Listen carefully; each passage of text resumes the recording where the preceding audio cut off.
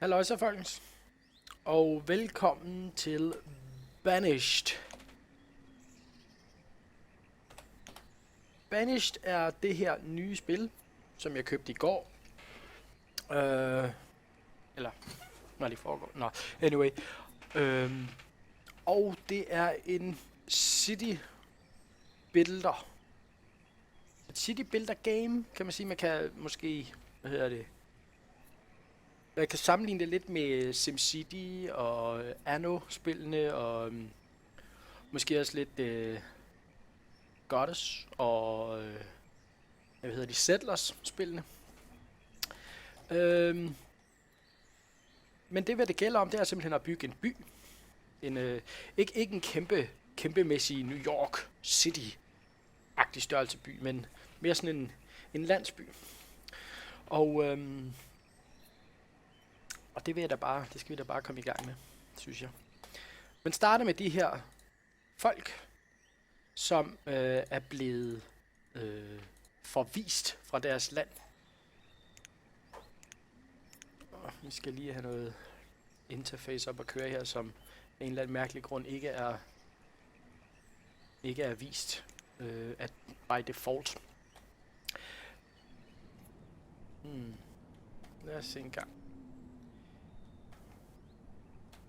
Godt så. Det, hvad vi har her, det er den verden, vi kan bygge i. Og alle de her små ikoner over de her menneskers hoved, det betyder, at de ikke har noget sted at bo. De er blevet forvist fra deres hjemland. Tragisk.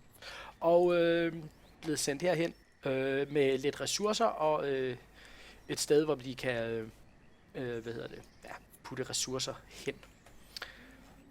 Skal lige se, det er ikke, jeg synes ikke, det er et særligt fedt sted. Jeg er blevet slået op her. Nå. Herover der har vi har lige nu 10 voksne og 5 børn. Det er det her indikerer.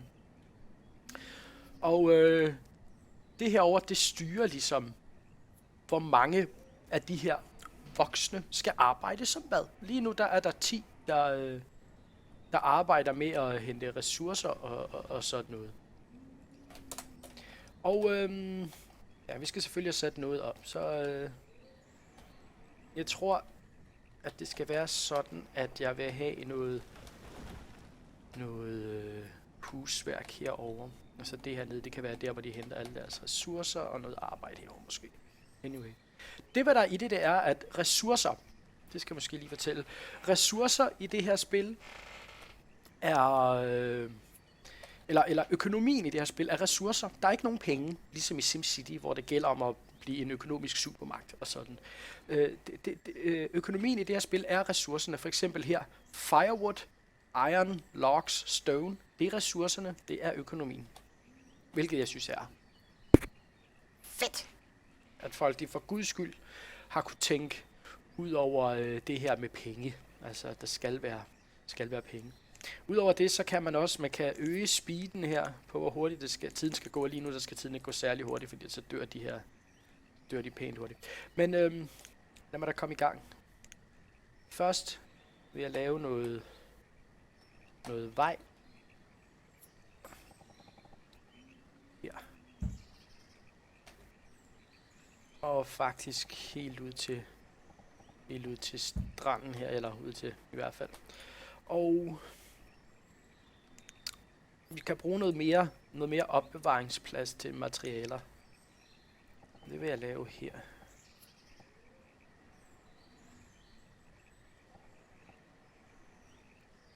Sådan der. Det laver vi der. Og så skal jeg have bedt nogle af de her arbejdere om at fælde nogle af alle de her træer. Og vi skal bruge nogle builders, tror jeg. Nej, det skal vi ikke endnu. Nå, anyway.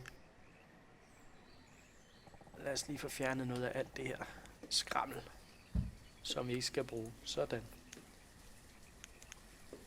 Og så går det nu i gang, kære små arbejdere, med at fælde træer og hakke sten og hakke jern og aflevere det de her steder, hvor man kan aflevere gods. Jepper.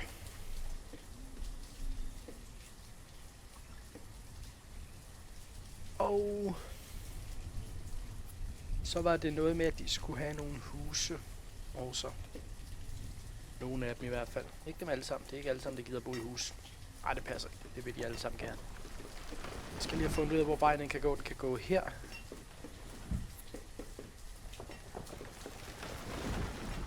Sådan.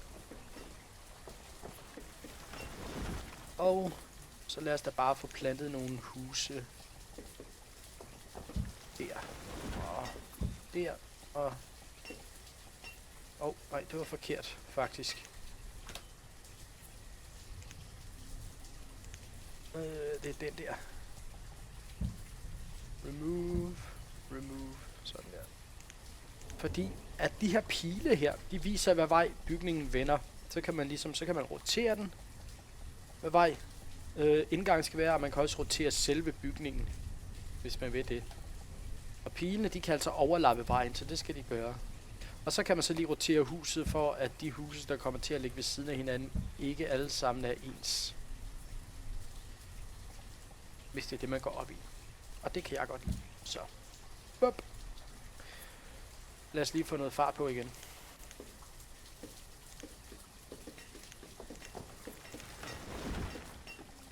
Og meningen med at lave vej, det er, at det går hurtigere for de her mennesker at gå på vejen. Vi skal bruge nogle builders. 4 stykker af dem. En del af det her spil, det er, hvad det går ud på. Det er også at, administrere det her vindue. De her professions. Altså for eksempel, hvis nu når de er færdige med at bygge de her huse, jamen, så er der jo ikke brug for så mange builders mere. Så er der mere brug for noget andet. Og de skal også have noget at spise, dem her. Det er vigtigt. Det er en af de ting. Hvis de ikke får noget mad, så dør de. Så derfor så skal vi have lavet sådan et fiskested. En fiskehytte. Det vil vi gerne have. Det kan vi godt lide. Og fisk, det kan de også godt lide. Så der kommer til at være en fiskehytte.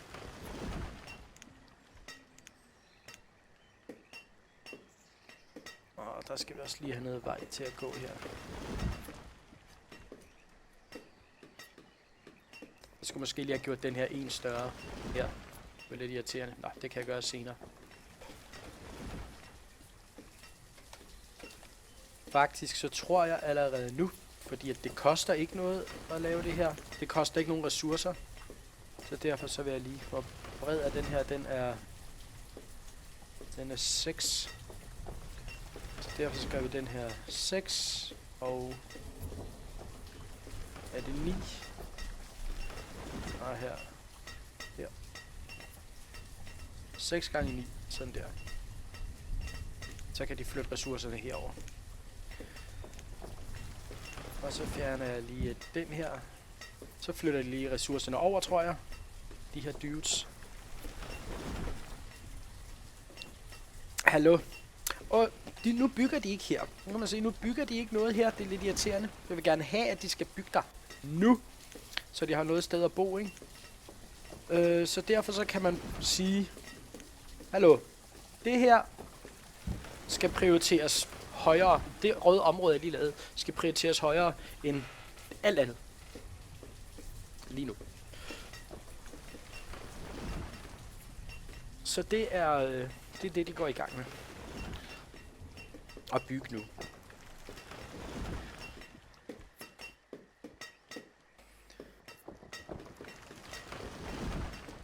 Sådan. Når de lige får fjernet alt det her materialeværk,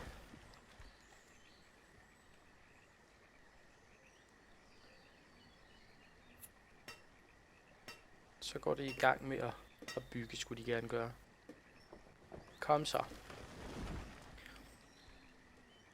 Lige her i starten, der vil jeg ikke sætte speeden alt for højt op. Fordi at det kan hurtigt gå galt. Det er vigtigt, at man får starten rigtigt. Men i hvert fald med hensyn til lige at bygge det her, der kan vi godt lide den der. Og det er altså de samme huse, men I kan se, at de ser anderledes ud.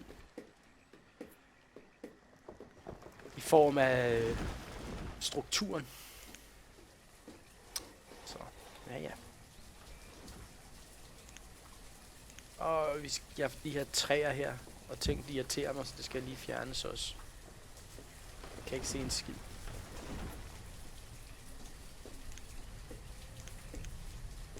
Og vi skal lige have prioriteret fiskehytte. Det må I meget gerne bygge.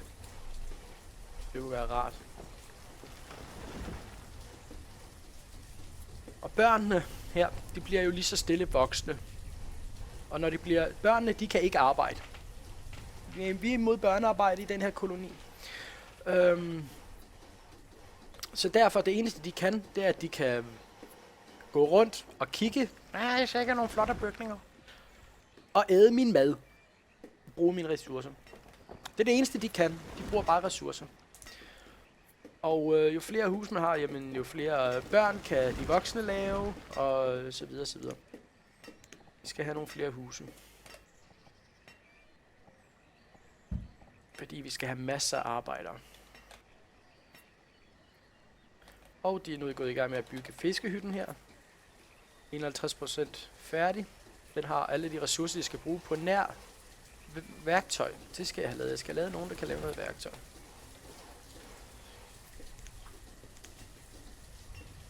Så vi laver lige noget mere vej her.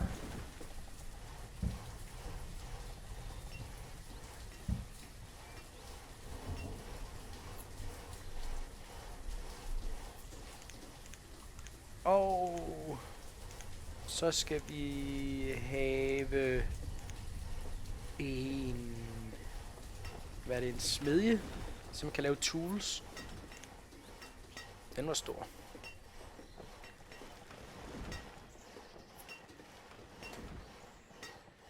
Lige for den skulle ligge sådan her. Herovre. Der kan den ligge. Og hvad siger du? Du siger firewood is slow. Og det er fordi... Den sætter vi lige på pause. Så bliver den ikke bygget forløbig. Firewood, altså fyrtræ. Eller træ, man kan brænde i en brændeovn. Eller i en... Ja. Det skal vi også have. Og hvad er det under...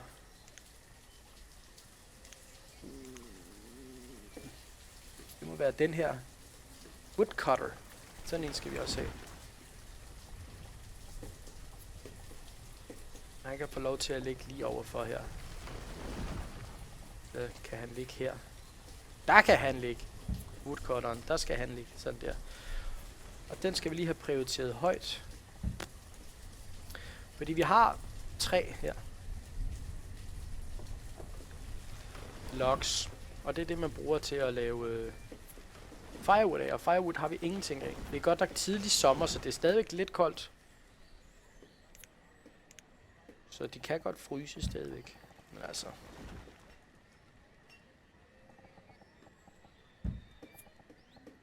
Der. Sådan der. Skide godt.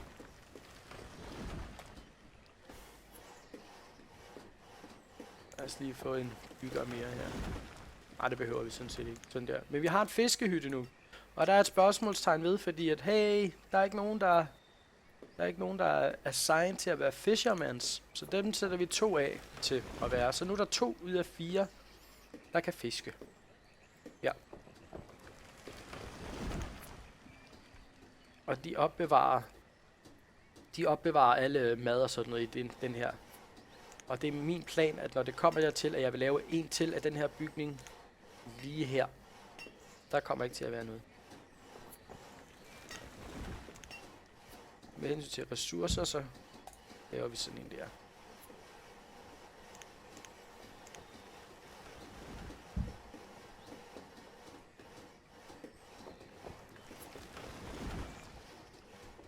Hvorfor kan jeg ikke fjerne den? Hvad er det? Den er i vejen.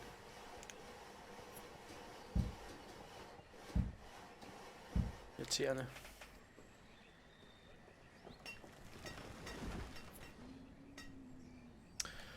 Så man kan samle træ, som er af træerne.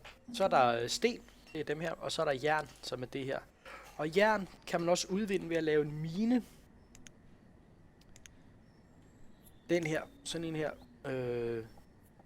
Sådan her, på sådan et sted for eksempel. Og der kan man så udvinde jern og kul. Og se, nu fryser de her, fordi der er ikke noget brænde, der er ikke noget firewood. Og fordi at jeg har ikke sat nogen til at være woodcutter. Sådan.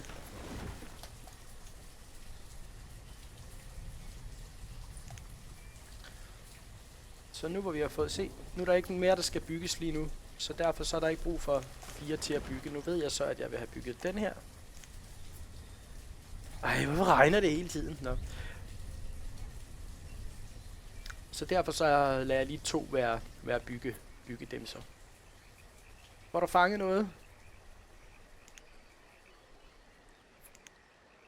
Indtil videre har de fanget 50 fisk. Det er godt nok. Fordi de kan rigtig godt lide fisk, dem her. Det ved jeg. Hvad så har jeg spurgt dem?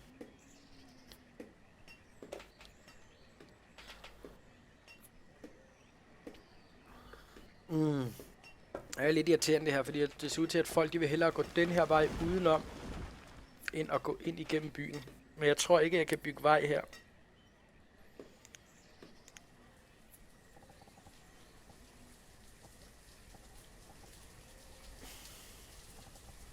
Nej, lige præcis ikke. Ej, hvor irriterende. Nå, anyway. Nu er den der, og sådan er det. Sådan bliver det. Vi skal have noget sten og noget jern derover.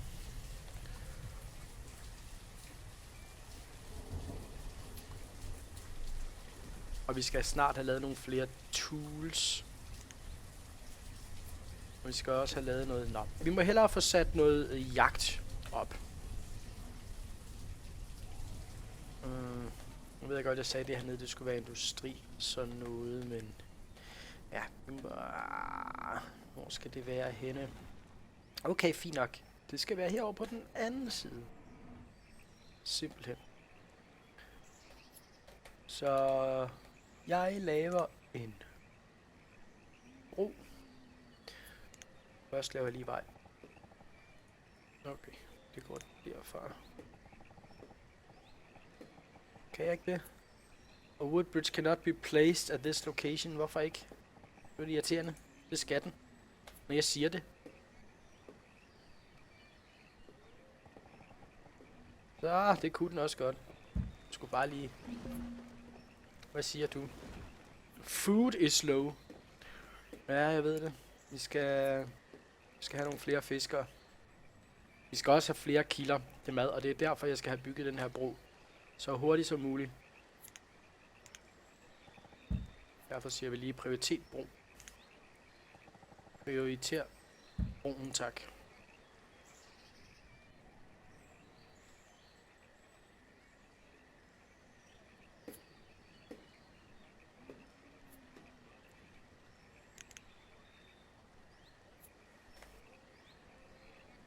Flere til at bygge, så går det, kan man tro, det går hurtigere.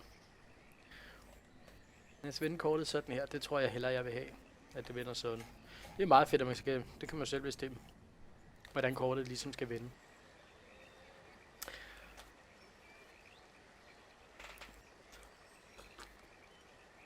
Okay, så de er ved at lægge materiale af i de her små undersåtter ting til broen. Den har nu, hvad den skal bruge. Der er ikke nogen forhindringer i vejen. Den har det træ, skal bruge, det sten skal bruge. Nu mangler den bare at blive bygget. Er det dig? Nej, det er et barn. Gå væk. Du æder min mad. Gider ikke have. Er der nogen af mine undersåtter, der ikke har nogen huse? Nej, det ser ikke sådan ud. Og herover, der skal vi så have lavet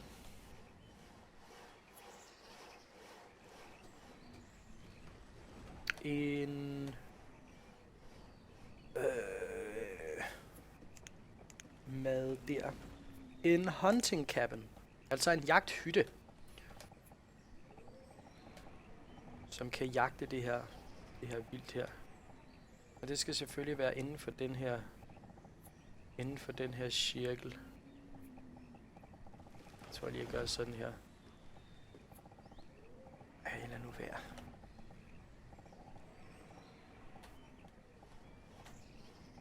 Den placerer vi der. Og lige ved siden af, lad os lige for god ordens skyld lave noget vej. Sådan der, så de kan gå på den. Og der er jo sådan, der er en masse ting her. Og vi skal have nogen til at plante noget træ. Fordi at så lige så snart vi har hugget det her træ ned, ja, så skal vi bruge mere, og så skal vi have nogen til at plante det. Så det hvad jeg gør, det er, at jeg finder en.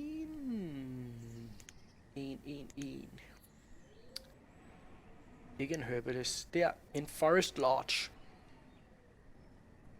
Som kan, det hvad de gør, det er, at de gamle træer, dem fælder de. Og så, og så nye træer, dem, eller så planter de så nye træer, ikke? Og det gør den her, inden for den her cirkel. Er broen færdig, næsten. Og så byggede den bro, når bare sgu ikke hele dagen. Men det her område, det er også fuldt af sten og jern. Så dem skal vi have fjernet.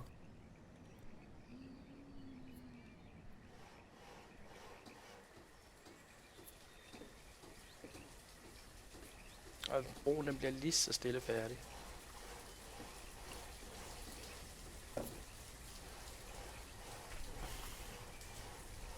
Så blev den færdig. Men det mest vigtige, udover det er sådan set... Nå, det går i gang med at bygge nu. Det var godt. Det skulle lige til at sige, I skal bygge den der, fordi ellers så har vi lige pludselig ikke flere af de her værktøjer. De her iron tools. Det skal vi have lavet jo noget af. Puha, vi har ikke meget jern tilbage. Så det skal vi have fat i noget mere af. Og det er smart nok. Det kan jeg vise jer på en måde. Her, der kan man ligesom sige, den her remove resources, altså fjern alle ressourcer inden for det her område, kan man sige. Eller jeg kan vælge at sige, I skal kun fjerne træerne i det her område. Men det var jo sådan set jern, vi skulle bruge, så hvis vi nu siger fjern alt jern i det her område, så er det det, de går efter først. Så det lader vi dem bare gøre. Og der bliver savet her. Det er skide godt. Der er et vindue mere, jeg lige vil vise jer. Og det er den her. Limit. Det hvad man kan med den, det er, at man kan bestemme, hvor mange af hver ressource skal vi gemme på de her depoter. For eksempel træ, der siger okay, når der er i alt på de her 3 depoter, når der i alt er 200 stykker træ, så stop. Stop med at samle mere, indtil den kommer under 200. Men 200 synes jeg ikke er særlig meget. Jeg vil have den op på 500 i hvert fald. Faktisk kan jeg godt sætte den op på 1000. Ja. Og det er også sådan, at man kan bygge en handelsstation på et tidspunkt. Og handelsstationer, de kan rigtig godt lide firewood. Så derfor skal vi også sørge for at have noget firewood. Jeg skal lige se med hensyn til mad her. Er der ikke noget mad tilbage? Hvad med inde i husene? Der har de masser af fisk der. Kartofler. Fisk og kartofler. Kartofler og fisk. Godt. Og det er også det grund til, at man ligesom får lavet den her cabin, hunting cabin, den her jagthytte. Det er fordi, at så kan man også få vildt, såsom dem her. De her bambier. Haps. Kan man skyde dem og spise dem. Mums. Så man ligesom får noget varieret kost. Fordi det nytter ikke noget, at man kun lever af en slags et eller andet. Ja. Nej, det nytter ikke noget. Og en anden ting, vi også skal have bygget herover, det er en gatherer. En gatherers hut. Og det, hvad de gør, sådan en gatherer, det er, at de går ud i skoven, og så siger de, nej, se, der er en lille fin busk et eller andet sted. Der er en busk. Der. Og der er nogle bær på den busk, og så samler de bær. Og så spiser de dem. og kan bruge dem til i deres mad, og ja, you get the point. You get the. Så den sætter vi der. Sådan så vi ligesom får sådan en lille firkant af nogen, der går ud på jagt, nogen, der høster gamle træer og planter nye, og nogen, der samler bær. Jep. Skide godt. Det kan vi godt lide. Og der ligesom er sådan en cyklus i naturen.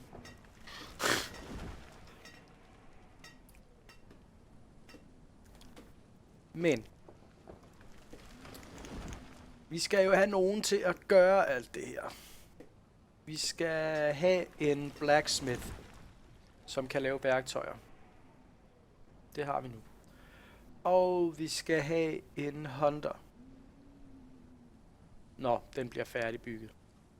Og vi skal også have en forester. Og vi skal også have en. Kan I se, hvordan det går? Vi skal have.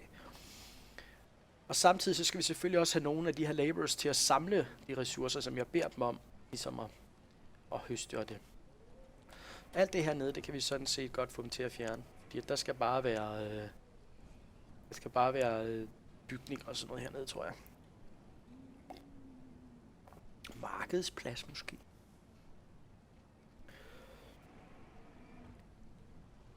De er færdige med at fjerne det der op godt. Så sætter vi dem til alt det her.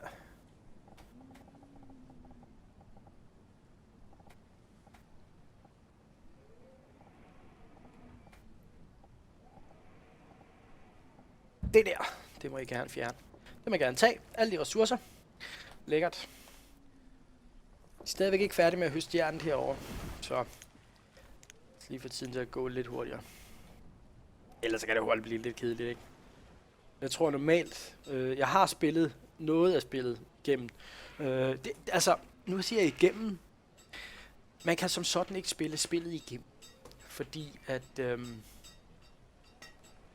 det her, det er, hvad det man kalder det, sandbox. Det er free play. Altså, der er ikke nogen kampagne. Der er ikke nogen quests. Der er ikke noget med, du skal. Det, hvad det egentlig handler om, basisk, er overlevelse. Hvis jamen, det handler om. Altså lige pludselig, så I kan se, nu er vejret koldt. Det er minus 9 grader, ikke? Og det sner. Så det er klart, at folk de har brug for tøj. Altså cloth. Altså clothes hedder det egentlig. Og så har de også brug for brænde har de brug for. Så de ikke fryser, når de er inde i deres huse. Fordi det er bare træhytter jo. Ikke? Altså, så civiliseret er de heller ikke.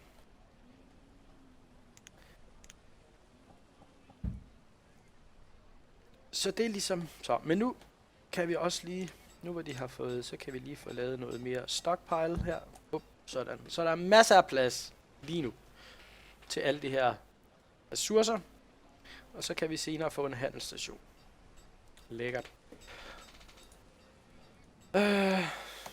Var der mere, jeg sådan skulle sige? Nu skal vi se over og se. Er det ved at blive færdigbygget noget af det her over? Hvad er det i gang? Hunting cabin. Jamen det er også godt. Det er godt, at de tager det der hunting cabin først. Ja, det har vi mest brug for.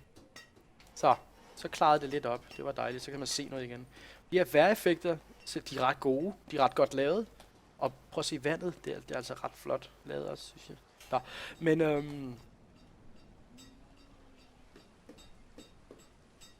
nu er jeg kommet helt ud af den. Jeg kan slet ikke huske, hvad fanden jeg vil sige. Men noget med sne. Eller ressourcer. Eller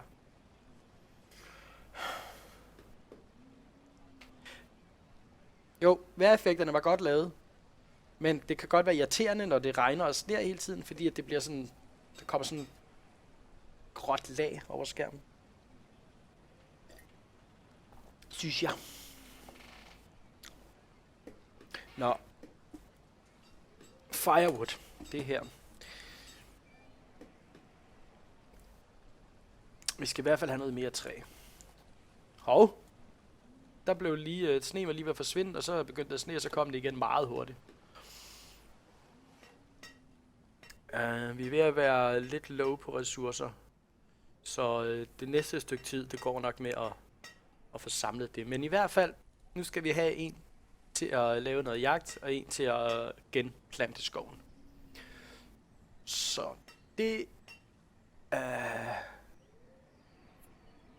en forester. Der kan være en. Der er en ud af 4 nu. Der kan være 4, der planter sådan noget. Det synes jeg ikke lige, jeg har råd til i folk. Og en hunter i hvert fald. Sådan der. Så lige nu så vi får lidt kød. Nå ja, en anden ting, man også får med sådan en jagthytte her, det er, at man får læder. Læder. Og læder, som man får ved at tage et dyr og slagte det og skinne det. Det kan man bruge til tøj. Hvilket vi også snart skal lave noget af, for vi har jo kun 10 styks tøj tilbage. Men ved I hvad, folkens? Det må blive næste gang. Kan I have det godt derude? Nå, står du lige der og hakker lidt træ, hva'? Hvor tror du skal hen? Hva? Lortebarn går og æder alt min mad.